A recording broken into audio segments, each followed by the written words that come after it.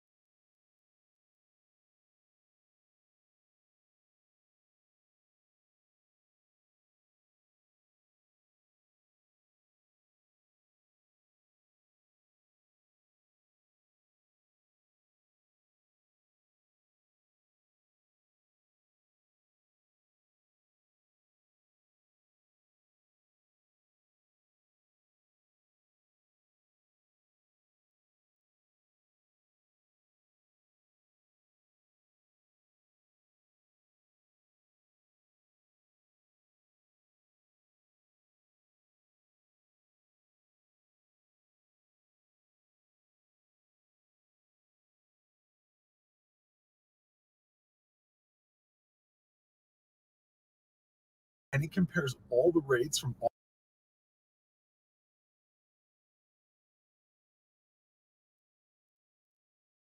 Good afternoon to everyone from the U.S. Department of State's Africa Regional Media Hub.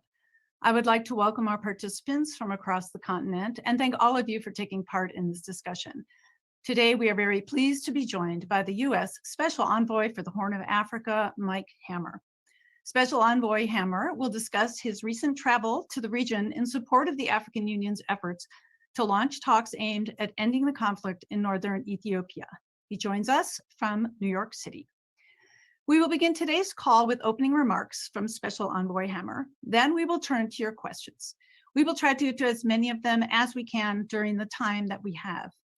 At any point during the briefing, if you would like to ask a question live, please indicate that by clicking the raise hand button and typing your name, media outlet, and location into the questions and answers tab. Alternatively, you can type your full question directly into the Q&A tab for me to read to our speaker. Again, please include your name, media outlet, and location when you do so. For those listening in Arabic, you may type your question in Arabic in the Q&A. If you would like to join the conversation on Twitter, please use the hashtag AFHubPress and follow us on Twitter at Africa Media Hub. As a reminder, today's briefing is on the record, and with that, I will turn it over to Special Envoy Hammer.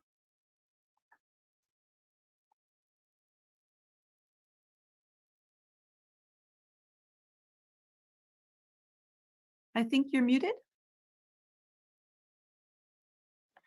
Thank you. Hopefully now you can hear me. Little technical glitch. Thank you very much, Tiffany, for arranging this Media Hub call, and thank you all for participating, whether here in the United States, around the continent, or wherever you may be. I hope over the course of my tenure, I get a chance to meet some of you, if not all of you, in person. The job you do as journalists is critical and important not only to the continent, but to democracy in general. And I very much appreciate your interest. As Tiffany mentioned, I'll be talking about my recent trip, but I wanted to just begin, since this is my first opportunity to engage with all of you, to note that U.S. policy towards the continent and the African Union was set out very clearly by President Biden in his video to the AU summit in February of 2021, where he very clearly stated that the United States wants to partner and be of support to the African Union, to our African partners, as African solutions are sought to address African problems. You probably have read with great interest the recent National Security Strategy for Africa that was released in August. And so my work as Special Envoy is to reinforce that in the activities that the United States is involved in the Horn of Africa. As you may know, this recent trip is my third trip to the region since I began as Special Envoy. I was able to go in June to Ethiopia, and then I traveled to Egypt, Ethiopia, and the UAE, and also had some Sudanese engagements on GERD in my second trip in July, August, and then I just returned from a trip that started on September 5th and just ended last Friday on the 16th. This last trip was very much focused on trying to get the parties, the Tigrayan Regional Authority and the government of Ethiopia, to stop fighting and to accept and participate under an AU-led process of peace talks, as it is our firm belief, and one that has been stated by the parties, that there is no military solution to the conflict. The Ethiopian people have suffered too much already, and it is critically important that the parties participate, again, in a robust African-led process. There may be questions on how that is shaping up, but my diplomatic engagement was very much focused on trying to see what we could do to advance the African Union led efforts.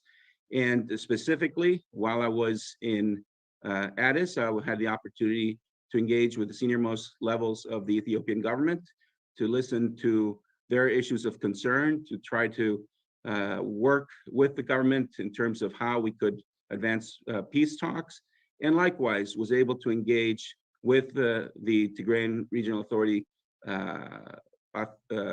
representatives to try to, again, urge that there be a cessation of hostilities, and certainly that they go to peace talks right away.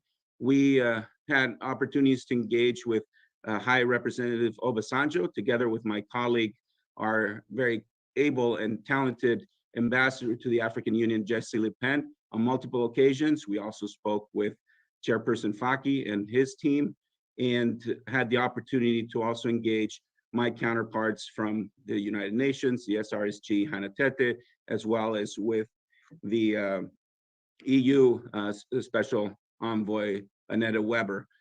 Together with my colleague, the Chargé d'Affaires in Addis, Tracy Jacobson, we also did a very fulsome round of engagements, again, focused on trying to move forward on a peace process that can yield the type of lasting peace that all Ethiopians want.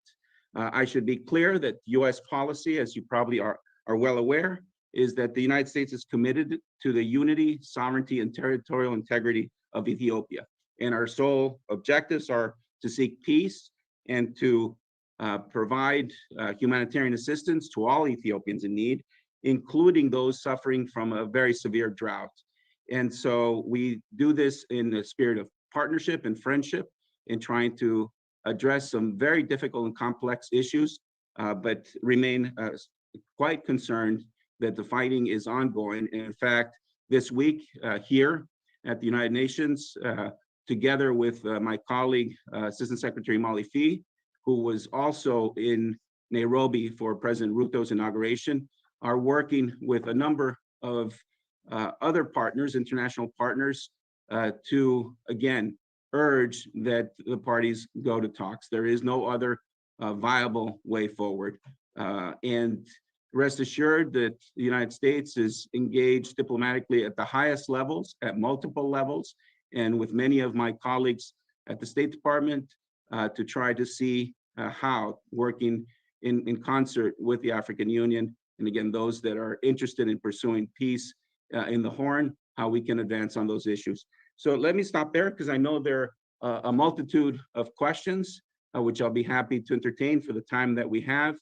And if we don't get to all of them on this occasion, I trust that there will be other opportunities for us to exchange on these issues of great consequence in the hopes that, again, we're able to start a process that will yield dividends for the Ethiopian people, that'll bring to an end horrific circumstances and suffering so that all Ethiopians can enjoy a better future. Thank you very much. Thank you, Special Envoy Hammer. We will now begin the question and answer portion of today's call. For those asking questions, please click on the raise hand button and then type in your name, location, and affiliation into the Q&A tab.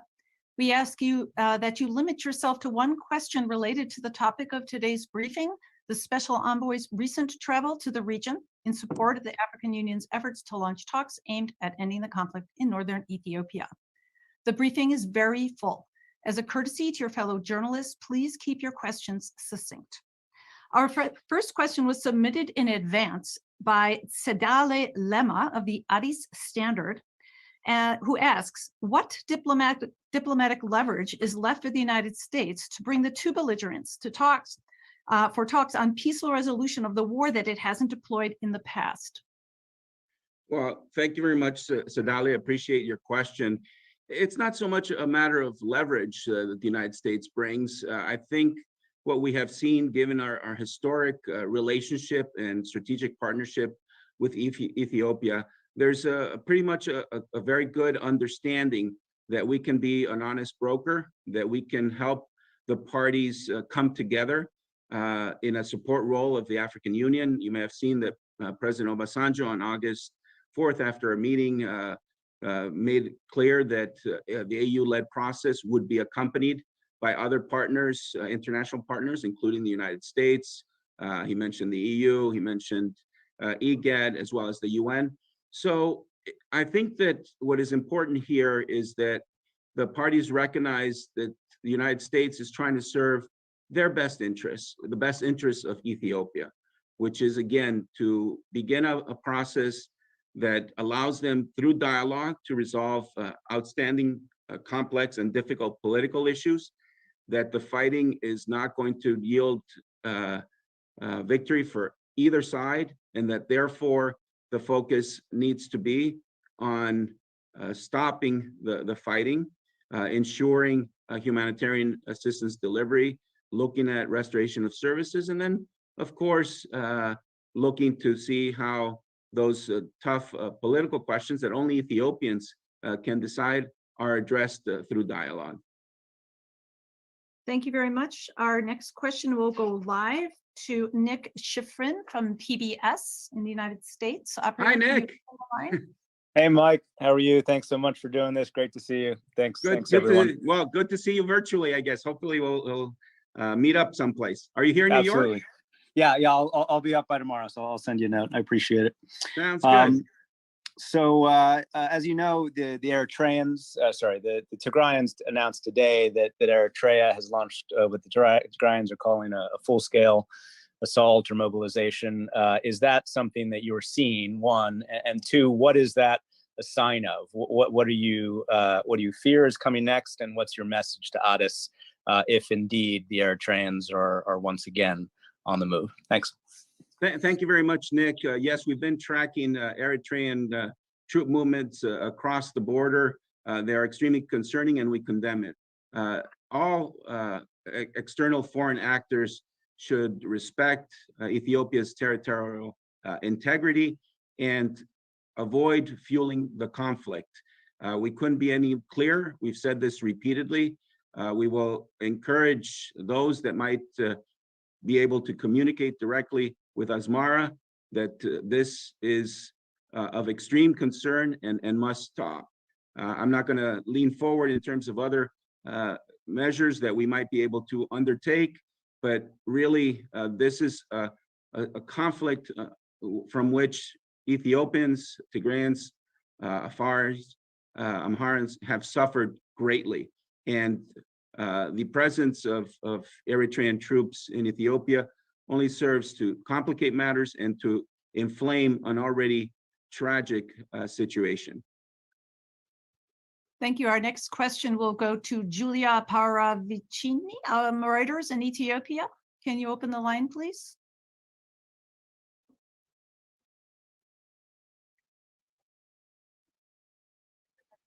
It's 611-525-5215.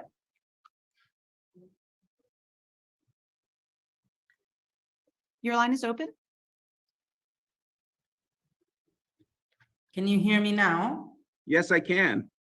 Hi, Mike. Hi, Ambassador. How are you? Good, good. Thanks for calling in. So I have one question, which is whether you could confirm that talks between the parties took place in Djibouti, and if so, what was achieved?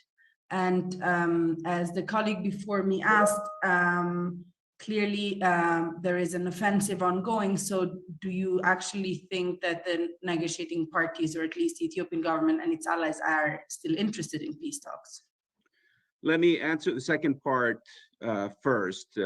We saw after the Tigrayan Regional Authority published a letter or statement on 9/11, which also happened to be Ethiopia's New Year, that they are prepared to go to talks, and in fact offered to abide by a mutually agreeable cessation of hostilities. Subsequent to that, we've seen statements from the Ethiopian government repeating and reiterating their prior position that they're ready to go to talks anywhere, anytime.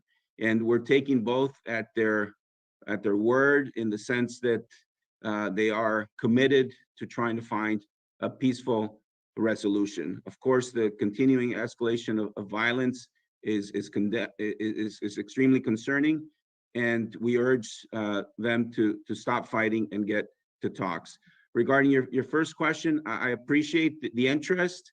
As you will probably understand, the United States is very actively diplomatically involved in trying to bring the parties to talks, and I am not going to be in a position to share every element of our efforts, but rest assured, we are doing what we're doing in full expectation that the parties are wanting to find a way forward to get to dialogue.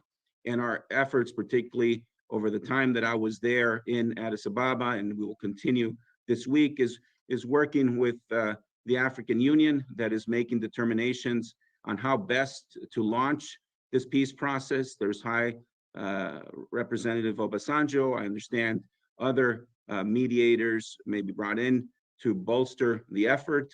As I mentioned, they're looking to have international partners like the United States accompany that effort. And so we'll have some more meetings here in New York, which I hope will be productive, including with the African Union and others, to see how we can put forward through the AU a viable, robust peace process that gives the parties confidence and that will enable them to then sit across the table and work out some of their political differences. But again, having foreign actors become involved only serves to exacerbate the crisis and lead to increasing suffering by Ethiopians. So we call on them to stop. Thank you. Our next question is live from AFP, Nick Perry in Kenya, I believe. Could you open the line, please?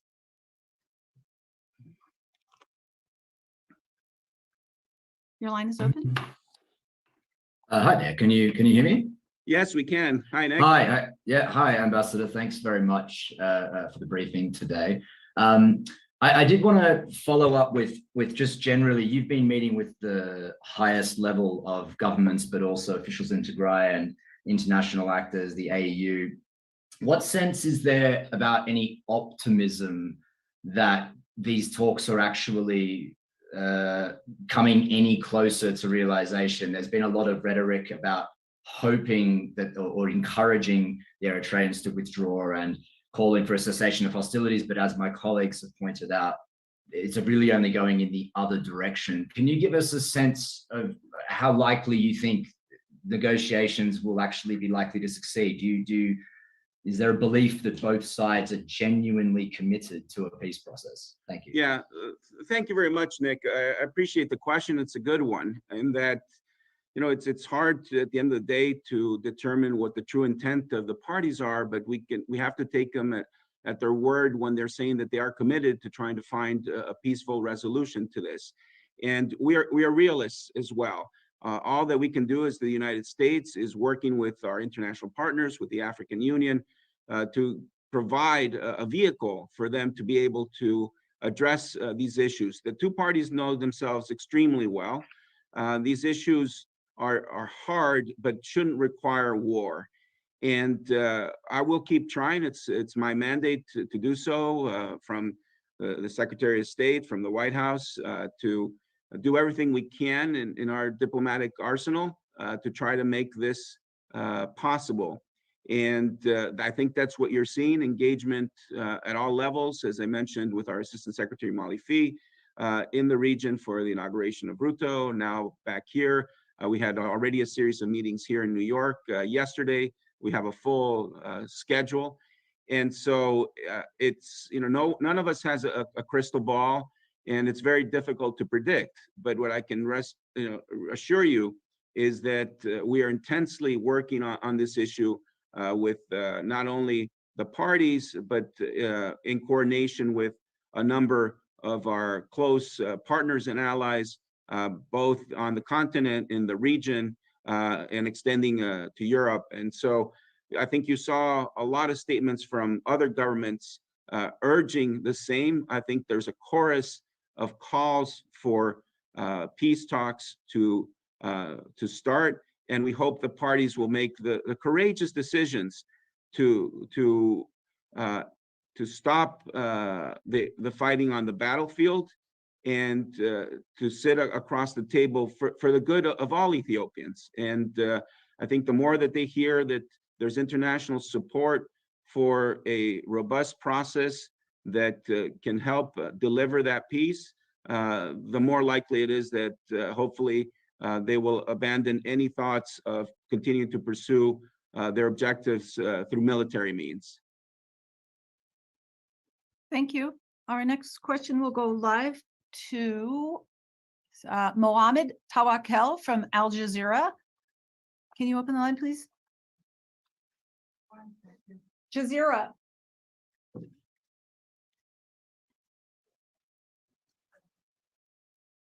It's the last one.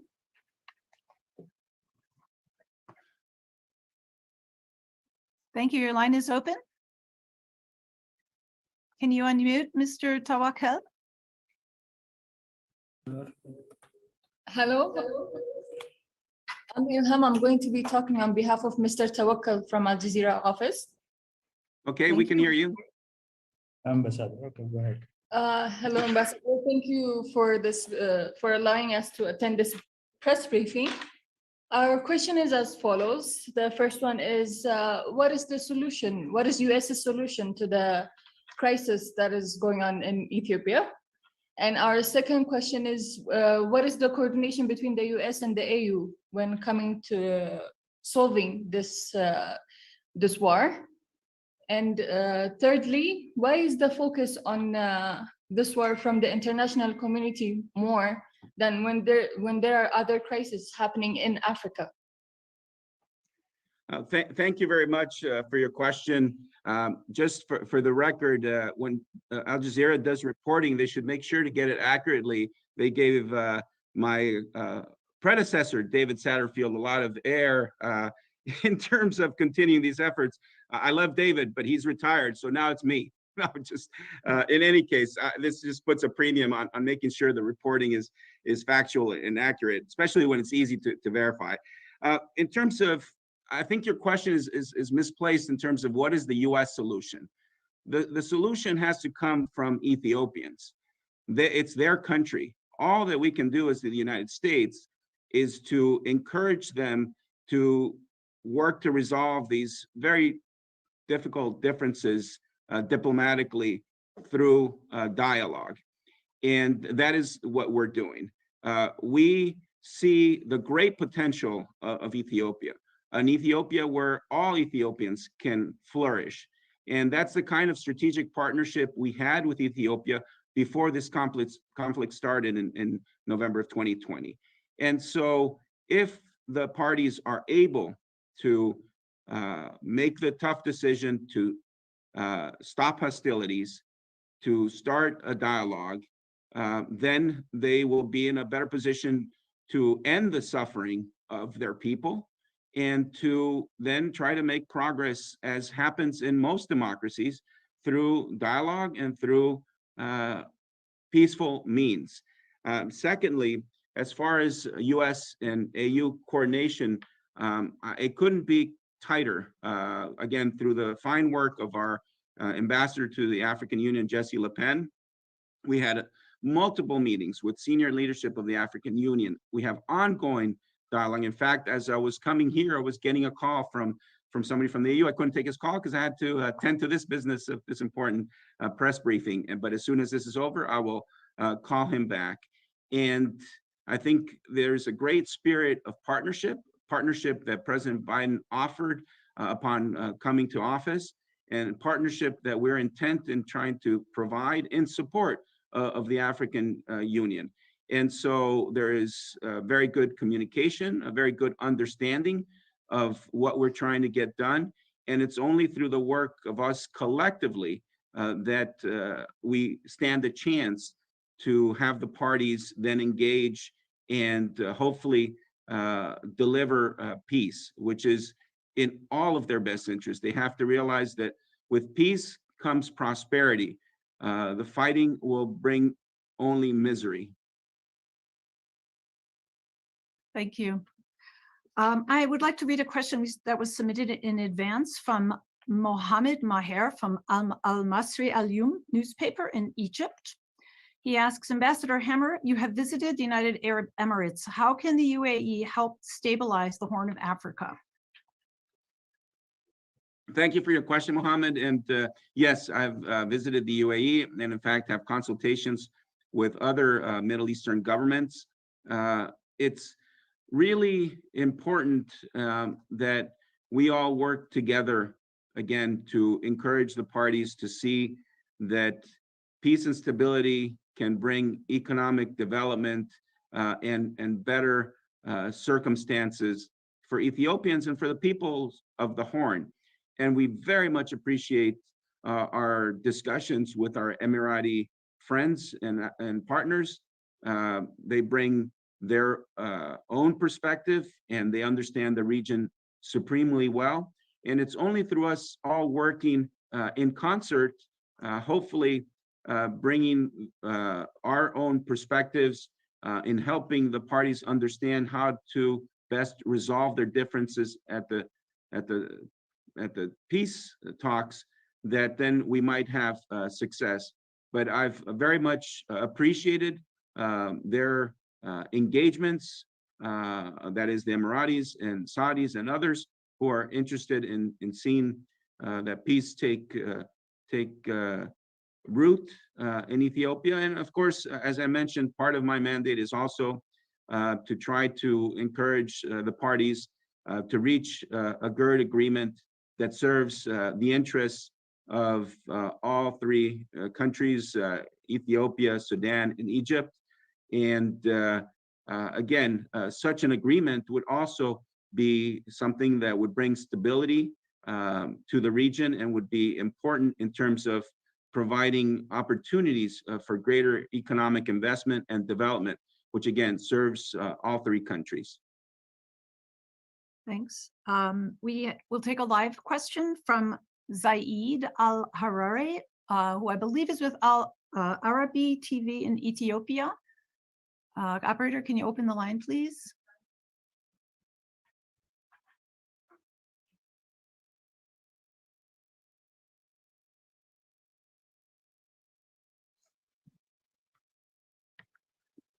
Yes, there you go. You can speak now.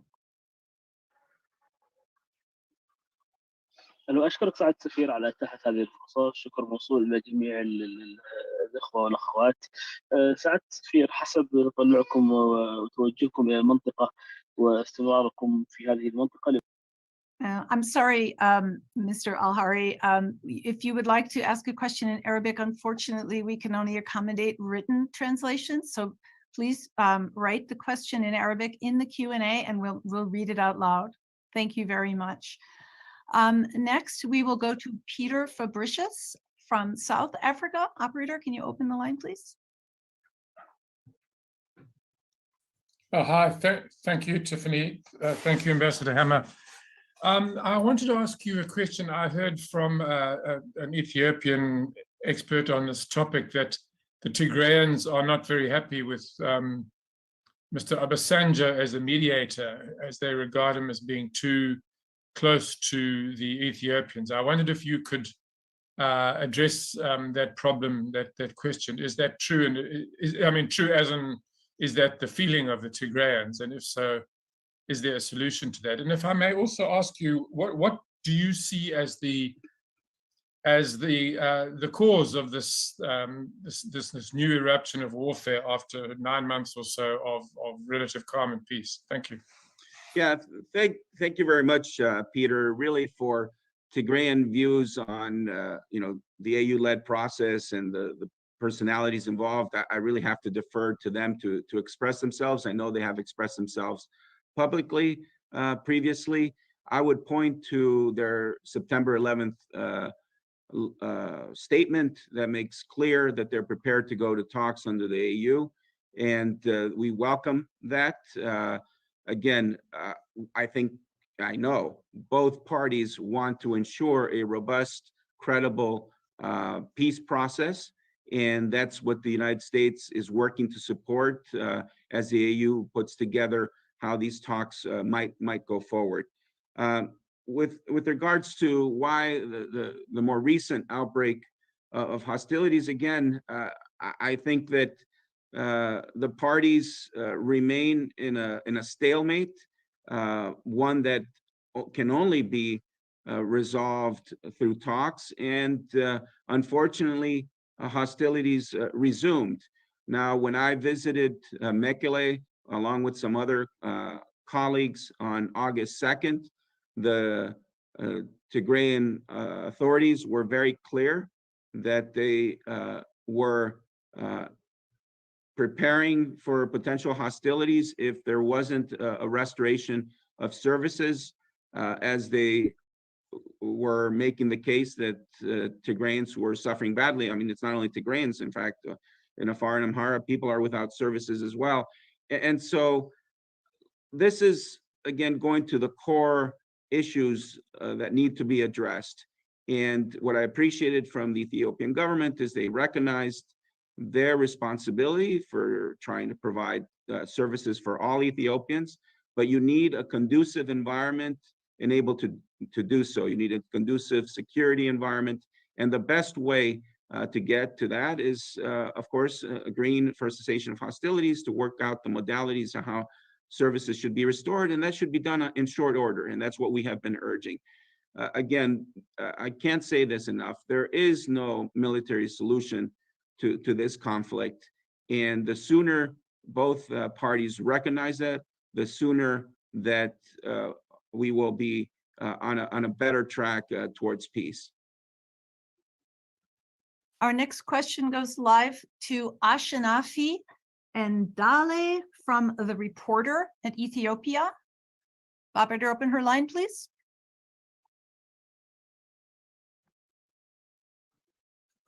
Hello, can you hear me? Not very well. Could you please speak up? Okay, hello, Ambassador. Can you hear me now? A little bit better, yes. Okay, thank you very much. So I have just one question. Is the US considering to resume the sanction bills prepared before in case of the continuation of the conflict, and in case of the two parties will not come to the negotiation table? I think I heard your question more or less. rest assured, again, the United States is looking at a range of options to encourage the parties to enter into peace talks. And I want to just focus on the positive that can come from it. And while, of course, there's always a sanctions option available, and we will not hesitate to sanction those that are deserving of being sanctioned. Right now, our very much of our focus is, again, on these intense diplomatic efforts that the AU is undertaking, that my colleagues, international colleagues are undertaking, that we as the United States are undertaking to, in a matter of hopefully a short order, begin those talks and get to the cessation of hostilities and ensure, again, a conducive environment for trying to resolve these matters peacefully. Next question is to Fred Harder, live from the Times of London in Addis. Operator, can you open the line, please?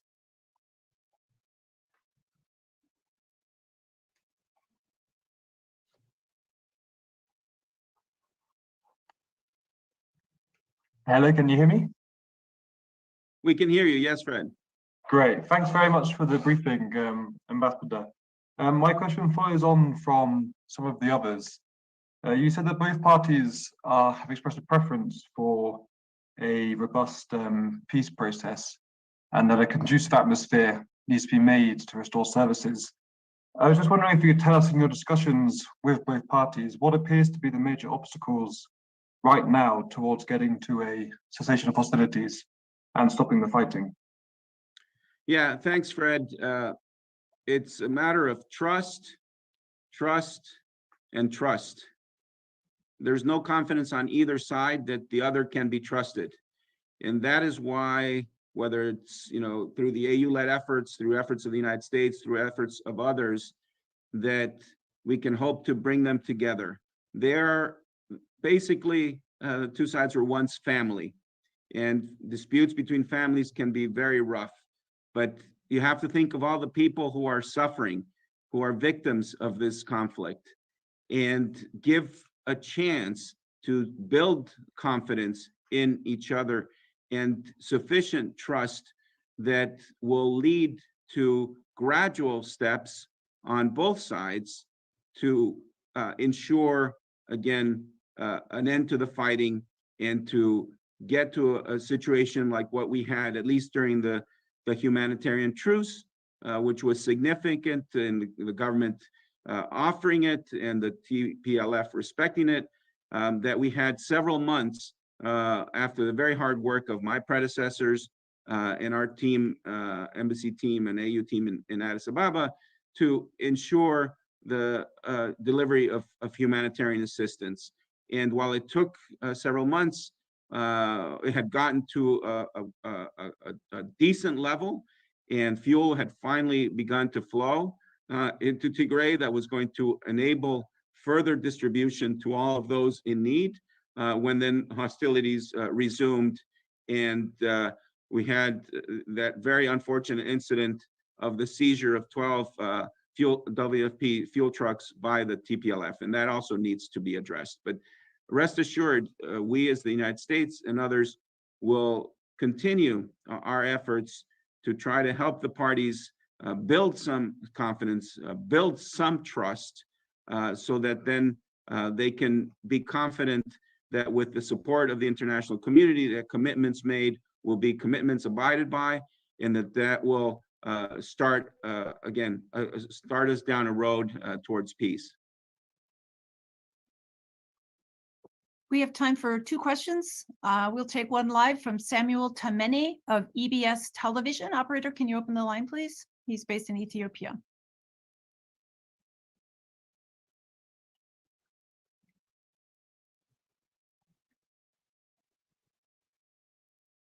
Samuel Tamene, if you can unmute yourself, you're open to talk.